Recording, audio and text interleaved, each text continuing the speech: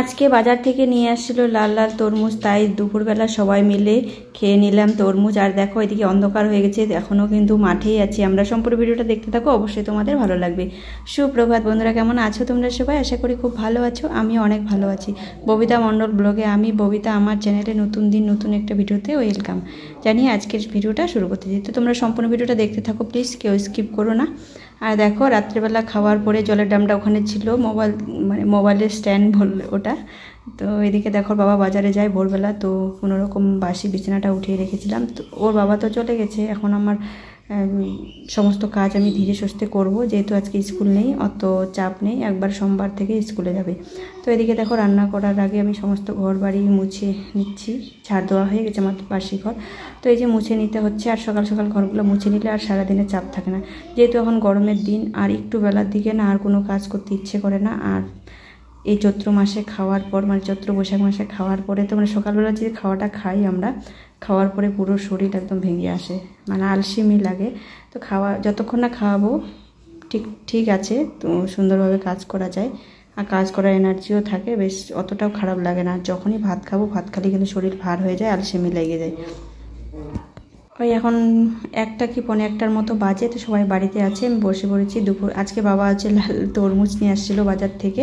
তো দেখো এত গরম না, ঘাম পড়তেছে, তো সবাই যেহেতু আছে তো চলো আজকে তরমুজটা কেটে নিই। লাল লাল তরমুজ বন্ধুরা, এটা তরমুজ নাকি আমি ঠিক জানি না। দেখো দেখতে একদম বাঙ্গির মতো লাগে, তো অনেকে হয়তো বাঙ্গি চেনে না বা অন্য কোনো নাম বলে, এরকম সাদা সাদা টাইপের, যেটা ভাঙলে পরে ভিতরটা সাদা একদম হলুদ হয়, তো সেটাকে আমরা বাঙ্গি বলি। যেটা ফেটে যায় পাকলে পরে, বেশ মিষ্টি লাগে, বালি বালি খেতে, ভীষণ ভালো লাগে। আর এটাকে তরমুজ বলি। তো একটা আছে সবুজ কালারের তরমুজ, আর এটা দেখো দাগ দাগ সাদা ছিটছিট, তো জানি না এটা কি, এটাও তরমুজই বলে। তো যাই হোক ভয় পেয়েছিলাম তো তরমুজটা ঠিকঠাক লাল হবে কিনা। তো যাই হোক একদম লাল টকটকা তরমুজটা দেখেই তোমরা বুঝতেছো ভীষণ মিষ্টি ছিল। আর কালকে যে তরমুজ দুটো নিয়ে আসলো সেটাও কিন্তু এরকমই ছিল লাল, তো সেই দোকান থেকেই নিয়ে আসছে। তো আমি সেটাই বাবার সঙ্গে খাচ্ছি আর গল্প করতেছি যে সেই দোকান থেকে আনছি কিনা। তো সবাইকে কেটে দিলাম, অনেক বড় তরমুজটা ছিল, হয়তো ক্যামেরায় ঠিকঠাক বোঝা যাচ্ছে কিনা।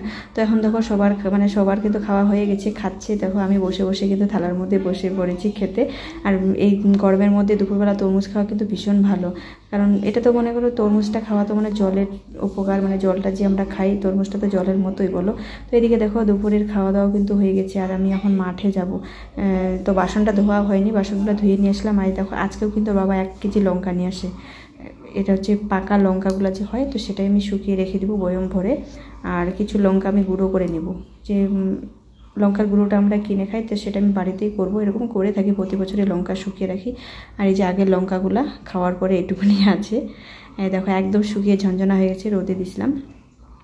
তো ভাবছিলাম যে আগের লঙ্কাগুলো, এই লঙ্কাগুলোকে আমি পরিষ্কার করে নিয়ে তারপরে যে গুঁড়ো করে নেব, আর পরের লঙ্কাগুলো যে নিয়ে আসছে সেগুলোকে আমি রোদে শুকিয়ে রেখে দেবো, কারণ এই বর্ষাকালে সেদ্ধ বাটা, তারপরে ডালে ফোড়ন দেওয়ার জন্য শুকনো লঙ্কা ভীষণ প্রয়োজন।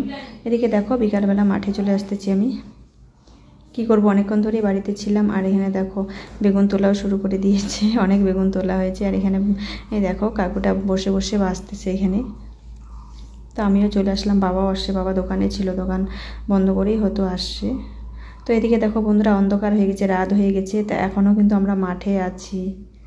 আর দেখো দুজন লেবারও ছিল তো বেগুন তোলা, তো ওরাও কিন্তু বেগুন তুলছে। তো অনেক বেগুন যে বাছনা বেগুনগুলো বাড়ায়, তো সেগুলো ওরা নিয়ে যাচ্ছে, কারণ ওগুলো দেখতে এরকম বাছনা হতে পারে কিন্তু অনেক ভালো ভালো বেগুন, তো কেটে কেটে খাওয়াও যায়, গরু খায়, তো তার জন্যই নিয়ে যাচ্ছে।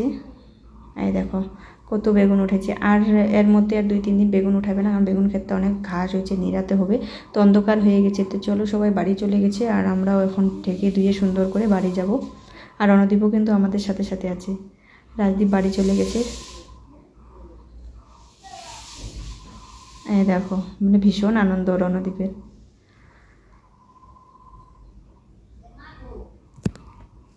এত দেখো আশামোড়ের বাতি কিন্তু দেখা যাচ্ছে রাস্তার হাই রোডের,